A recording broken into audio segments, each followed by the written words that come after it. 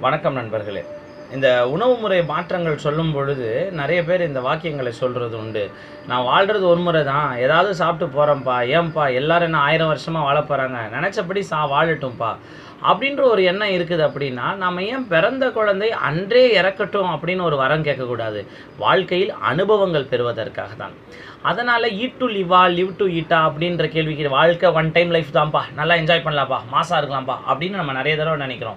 One time life தான். மாஸா வாழணும்னு நெனைக்கிறோம்ல, அந்த மாஸா வாழணும்னா மனசு தான் காரணம். இங்க மனபலம், உடல் பலம்னு இருக்குது. மனபலத்தை இழந்து விட்டால் உடல் பலமாக இருந்தாலும் பலசாலிகளா இருப்பதில்லை, பலவீனமாயிடுறோம்.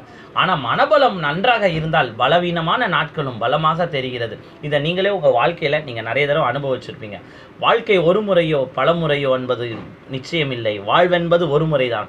தரமான வாழ்க்கை வாழ வேண்டும் என்றால் வாழ்க்கை முறை மாற்றங்கள் மிக மிக அவசியம்.